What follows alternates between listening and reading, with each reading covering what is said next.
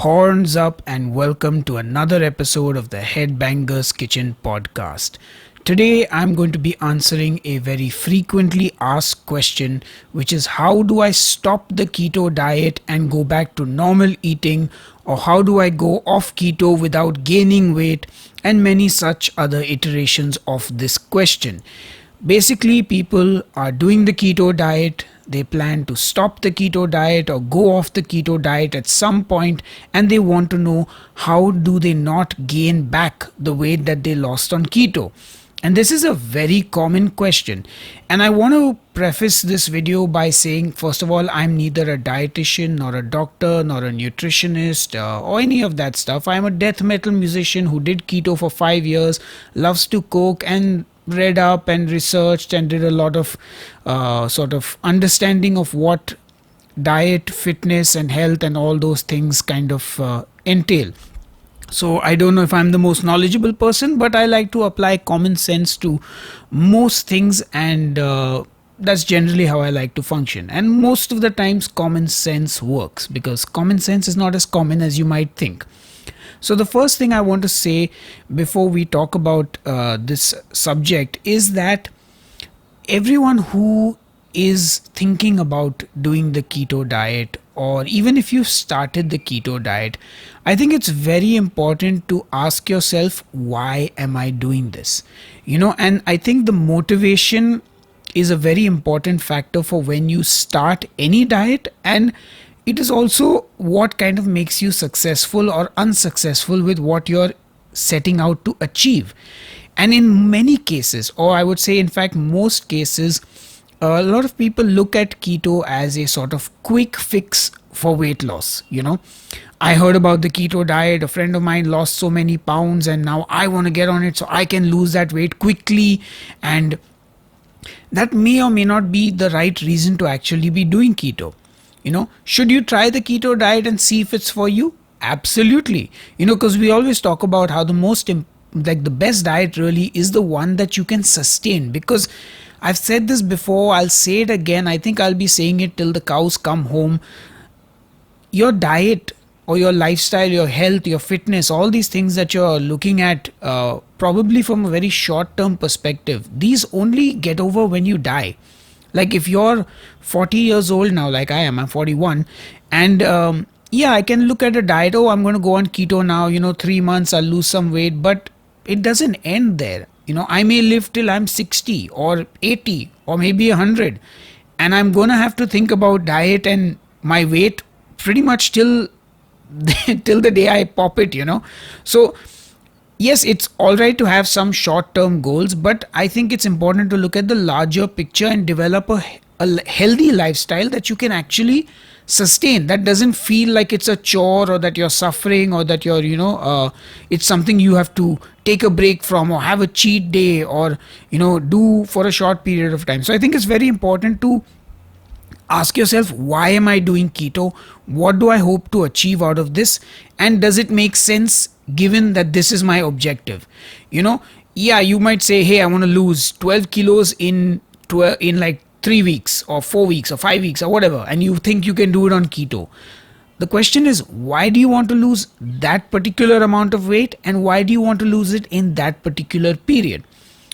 Wouldn't you rather take 12 weeks or 12 months actually? I think 12 months is a more realistic approach. Like if you have 12 kilos to lose, which is 24 pounds, you should be aiming to do that in a whole year, doing it slowly so that you're not like suffering and feeling hungry, and basically build sustainable habits that can help you lose like a kilo a month and take a year to lose that weight. Because at the end of that, you're not going to be like going crazy because you've deprived yourself of your favorite foods or things like that. You'll actually be able to sustain what you're doing.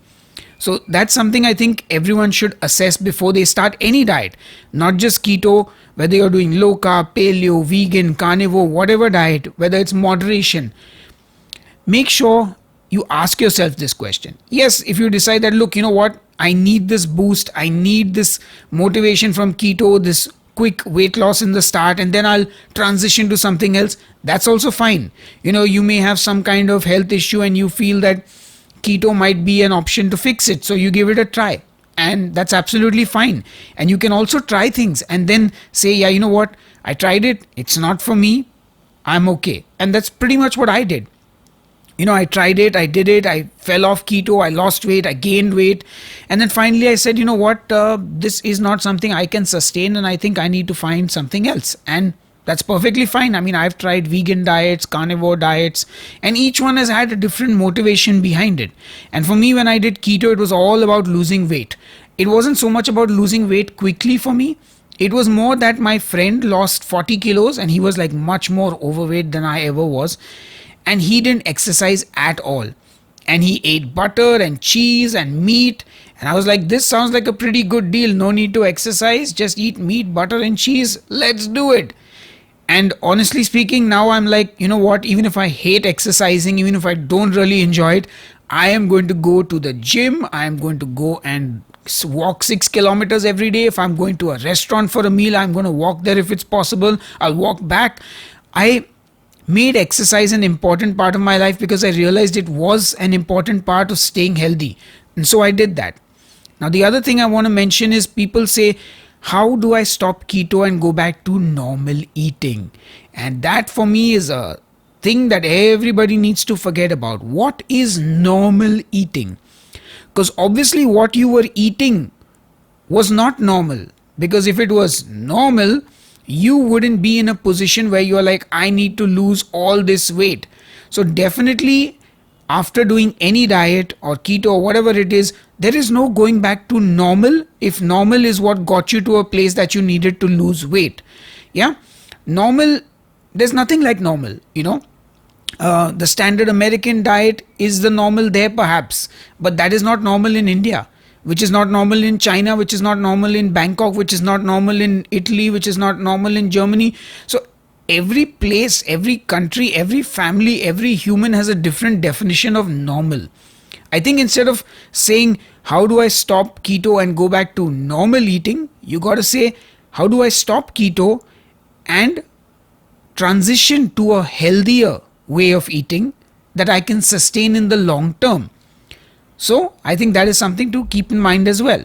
Now, having said all that, and after all this jibber jabber, how do you actually go back to some kind of diet that is more flexible? And I think that is what people are looking for. They want a flexible way of eating where they can enjoy their favorite foods that they've deprived themselves of, that they can go out with friends and be social, maybe have a drink, maybe eat some food at a restaurant.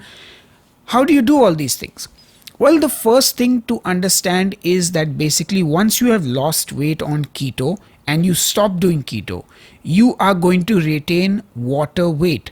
Now, this could be anything from 1 kilo to 5 kilos, which is for my American friends, 2 pounds to 10 pounds. Yeah, that's a lot of weight in terms of just a number on a scale, but it is not a bad thing. It is simply water weight. It is not fat, it is not muscle, it is simply water weight. So be prepared for that weight gain the moment you stop keto.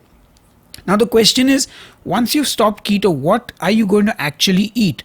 Now there are people who will transition to low carb, where they allow themselves a lot more carbs than they did on keto. Some people will go completely like high carb. They'll go back to eating rice and bread and things like that. None of this is wrong. None of this is bad. None of this is evil. Yeah, even if you start eating sugar again, it's not evil. It's not the reason you're going to gain any weight. What it is going to come down to is basically how much food you consume. Calories in versus calories out. Now you're going to need to figure this out. So what I would suggest is the moment you are saying, okay, next week I'm going to go off keto, go online, find a TDEE calculator, which is your total daily energy expenditure calculator. Put your details into that calculator and you will be given a ballpark figure of how many calories you need in a day to maintain your weight. You will also be given an option to gain weight. So if you, let's make the numbers easy now. Say you put your details into this thing and it tells you you need 2000 calories a day to maintain your weight. which means if you want to gain weight, you eat more than 2000 calories. If you want to lose weight, you eat less than 2000 calories. Yes, you are going to have to buy a kitchen scale.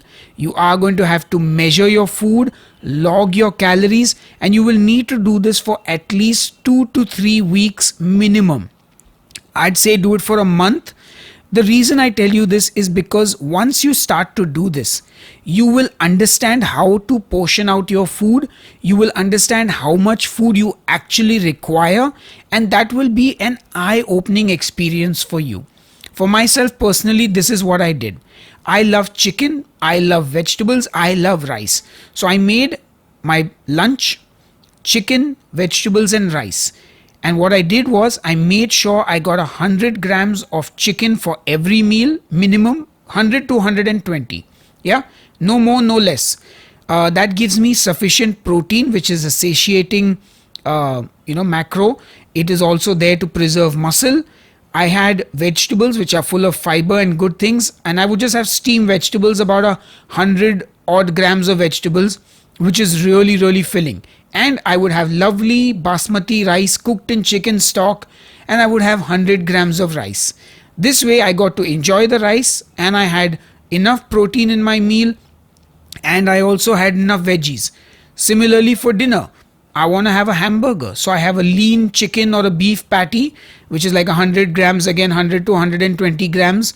If it's beef, beef is more calories, so I'll have a 100-gram beef patty. If it's chicken, I can have a little more, so 120 grams.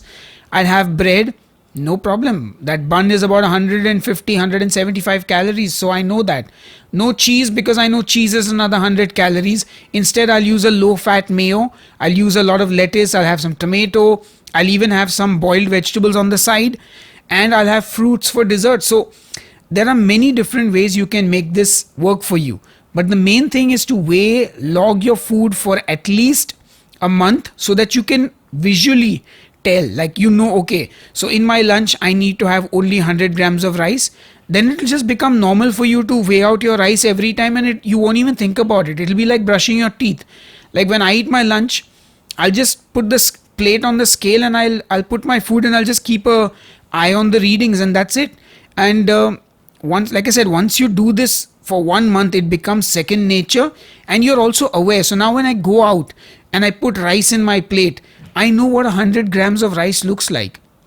So all these things will help you sort of be very conscious and particular about what you eat. You'll also pay attention to snacking. So you know that, okay, if you're hungry in the evening, you're going to weigh out your snack. If you want to eat potato chips, that's fine. But you look on the back of the packet, and you'll see, 10 grams of potato chips is 50 calories. And you probably don't even think about what 10 grams of potato chips looks like. The moment you start weighing it out, then you're like aware. Like, oh, okay, that's all I'm getting for like 100, like for 100 calories, like 20 grams of potato chips, 100 calories, just this much. You'll make better choices. Also, simple things like just not buying high calorie foods and stocking them in your house, eating more fruits and vegetables if you can afford it, because I know fruits and vegetables are unfortunately very expensive. Which also brings me to the point that, look, I understand everyone's financial situation is different, which is why, it's all well and good for me to say, hey, eat this much chicken or eat these many vegetables, but those are not the cheapest items in the supermarket. So even if you are constrained on a budget and you have to buy foods that that a lot of people will be like, oh, how can you eat this? Well, we don't know your financial situation. If you need to buy something that's cheaper, go ahead and buy it. I can't give you grocery tips because I live in India, and I mean, all of you are watching from a different country, so I don't know what the prices in your supermarkets are like. But let's just say you buy food that fits your budget. At the end of the day, forget about people saying this is bad or this is good. It's all food at the end of the day. But what you need to watch is the amount of calories you consume, and that is going to determine what your journey is like. Are you going to gain weight after you stop keto?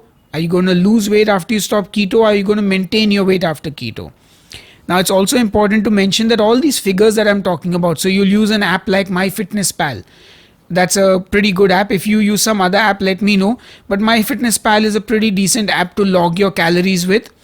and say you are logging your calories, but you are seeing that your weight is going up after the water weight has also been got back, then you know that your numbers are off a little bit and you need to cut down somewhere. Similarly, if you're trying to maintain your weight but you're losing weight instead, then you know that you're under eating and you can eat a little bit more. So these are just things you need to observe. Don't get stressed out if one day the weighing scale is up a little bit. Don't get stressed if one day you feel a little bloated or something, because remember, these are, you didn't get fat overnight. You didn't gain weight overnight. Like, you didn't go from 20 kilos to 80 kilos overnight. You've gained weight over a long period of time, so it's going to take some time to sort of lose the weight as well. And also, when you shift and you change diets and lifestyles, your body takes a little bit of time to adjust. So don't get crazy about things. All I'm saying is, be sensible about what you do, be meticulous, follow this plan for a month after you've sort of quit your keto diet or whatever diet you are on, and you should be fine.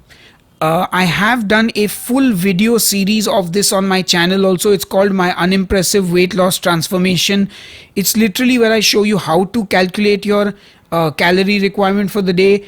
I show you how I log and weigh all my food, and I show you my progress as well.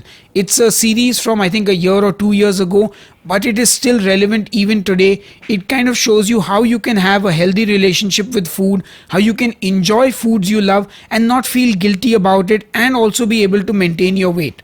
And if you haven't heard my earlier episodes of the podcast about how I eat in moderation these days, check that out. I feel like that would be a good listen or watch for you as well. I think that pretty much covers the topic today. So I'm going to end this here, short and sweet. If there are any topics you'd like me to talk about, if you have any questions you'd like me to answer on this podcast, leave them in the comments below. I think you can comment on Spotify and on YouTube.